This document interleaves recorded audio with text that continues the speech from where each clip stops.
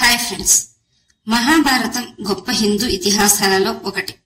ఎన్నిసార్లు మనం మహాభారతం విన్నా చదివినా ఏదో ఒక కొత్త విషయాన్ని తెలియజేసే గొప్ప గ్రంథం అనే చెప్పాలి. మహాభారత ఇతిహాసంలో ఎందరో యోధులు వీరులు ఉన్నారు. అయితే ఈ యోధులు పరిపాలించిన రాజ్యాల గురించి మనలో చాలా మందికి అతి తక్కువగానే తెలుసు. మహాభారతంలో చాలా శక్తివంతమైన సామ్రాజ్యాలు ఉన్నాయి. వాటిలో అత్యంత శక్తివంతమైన రాజ్యాల గురించి తెలుసుకుందాం. మహాభారత కాలంలో 5 శక్తివంతమైన సామ్రాజ్యాలు ఉండేవి. ఆ సామ్రాజ్యాల పేరేమిటి? వాటిని పరిపాలించింది ఎవరు?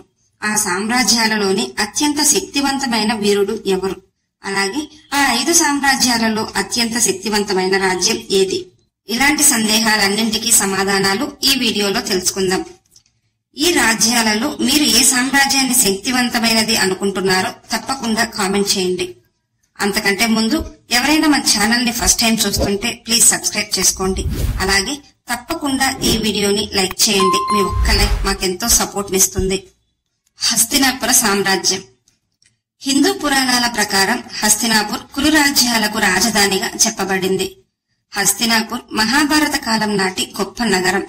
ప్రస్తుత కాలంలో ఈ నగరం ఉత్తరప్రదేశ్ లోని మీరట్ సమీపంలో ఉంది. హస్తినాపూర్ గంగా నది ఒడ్డున ఉండేది.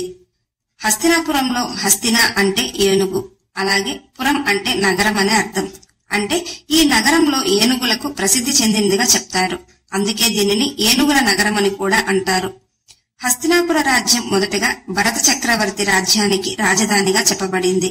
ఆ తర్వాత మహాభారతం మొదలయ్యేది శంతనరాజుతో.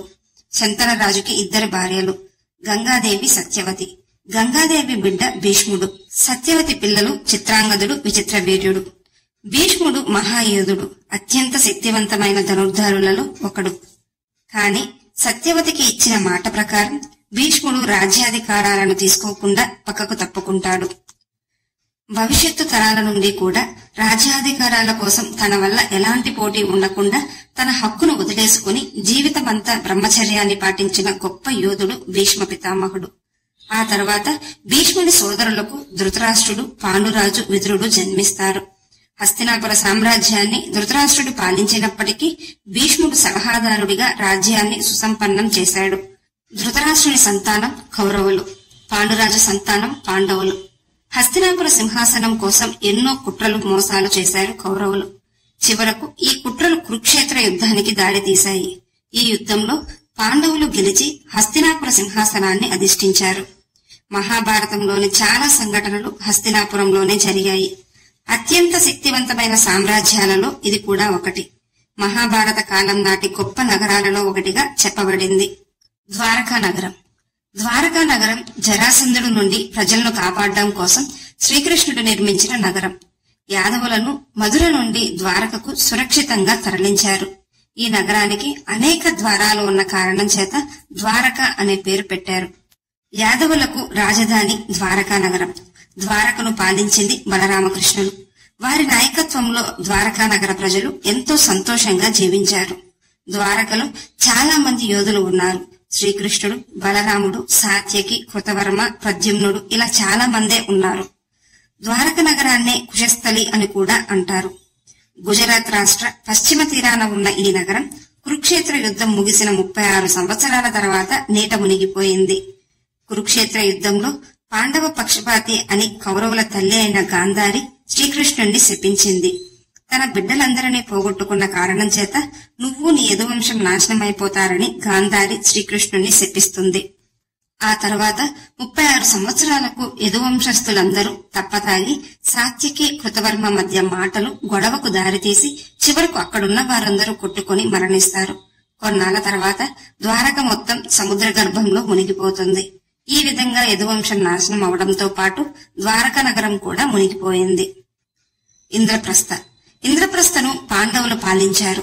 ఇది యమునా నది ఒడ్డున అటవీ ప్రాంతం పేరు. దీనిని కాండవ వనంగా లేదా కాండవ ప్రస్థగా పిలువబడింది. హస్తినాపుర సామ్రాజ్య వారసులు కౌరవులు, పాండవులు. పాండవులు వారికి రావలసిన సగరాజ్యాన్ని ఇవ్వమని హస్తినాపుర రాజైన ధృతరాష్ట్రుణ్ణి కోరతారు. కాని ధృతరాష్ట్రుని కొడుకులలో పెద్దవాడైన దుర్యోధనుడు పాండవులపై అసూయ ద్వేషాలతో రగిలిపోతూ ఉంటాడు. అందువల్ల పాండవులకు సగరాజ్యం ఇవ్వడానికి అంగీకరించాడు. అప్పుడు ధృతరాష్ట్రుడు ఎవ్వరికీ పనికిరాని అలాగే మనుషులెవ్వరూ తిరగని ప్రదేశమైన ఖాండవ వనం అనే అటవీ ప్రాంతాన్ని పాండవులకు ఇస్తాడు. ఖాండవ వనంలో విషపూరితమైన సర్పాలు జంతువులు నివసిస్తూ ఉండేవి. ఆ ఖాండవ వనాన్ని శ్రీకృష్ణుడు అర్జునుడు కలిసి అక్కడున్న జంతువులను అలాగే విషసర్పాలను తొలగించి పెద్ద పెద్ద వృక్షాలను దహింపజేసి మొత్తం అడవిని ఖాళీ చేస్తారు. ఖాండవ వనం ఇంద్రుడి నుండి రక్షణ పొందిన నాగరాజుల యొక్క నివాసం.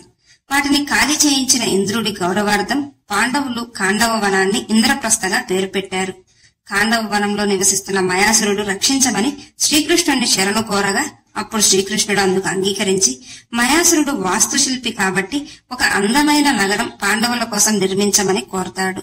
అందుకు మయాసురుడు బంగారంతో పాటు వివిధ రకాల మనులు ఉపయోగించి ఉన్నది లేనట్టు లేనిది ఉన్నట్టు ఎంతో అద్భుతంగా మయాసురుడు మయసభను నిర్మించి పాండవులకు బహుమతిగా ఇచ్చాడు. ధర్మరాజు రాజస్వయాగానికి వచ్చిన రాజులందరూ ఈర్ష్యపడేలా నిర్మించాడు మయసభను. అలాగే అక్కడికి వచ్చిన దుర్యోధనుడు మయసభను పొగిడి అద్భుతమైన శిల్ప సంపద ఉన్నట్లు కూడా చెప్పాడు. ప్రస్తుత కాలంలో ఇంద్రప్రస్థ నగరం ఢిల్లీ సమీపంలో ఉన్నట్లు నమ్ముతారు. మగధ రాజ్యం. మన ఇతిహాసాల ప్రకారం మగధ సామ్రాజ్యం అత్యంత శక్తివంతమైన సామ్రాజ్యాలలో ఒకటి. ఈ నగరం గంగానది తూర్పున ఉన్నట్లు చెప్పబడింది. మహాభారతంలో బృహద్రథుడిని మగధ రాజ్యం యొక్క మొదటి రాజుగా చెప్పబడ్డాడు. ఆ తర్వాత కాలంలో జరాసంధుడు మగధ రాజ్యాన్ని పరిపాలించాడు. ఈ మగధ సామ్రాజ్యం హస్తినాపుర సరిహద్దుల వరకు విస్తరించి ఉంటుంది. జరాసంధుడు తన రాజ్యం చుట్టూ శక్తివంతమైన మిత్ర రాజ్యాలను కలిగి ఉన్నాడు. అవి విదర్భ రాజ్యం, చేది రాజ్యం, అంగరాజ్యం, వంగరాజ్యం. మగధ సామ్రాజ్యం అత్యంత శక్తివంతమైన రాజ్యాలలో ఒకటి. ఈ నగరం పర్వతాల వలయాలతో చుట్టుకుని ఉంటుంది. ప్రాగ్జ్యోతిష్యపురం. మహాభారతంలో ప్రాగ్జ్యోతిష్యపురం శక్తివంతమైన సామ్రాజ్యంగా చెప్పబడింది. ప్రస్తుత కాలంలో గౌహతిలోని ఒక ప్రాంతంగా పరిగణించబడుతోంది. మహాభారత కాలంలో భగదత్త ప్రాగ్జ్యోతిషపురాన్ని పాలించాడు. భగదత్తుడు మహాయోధుడు.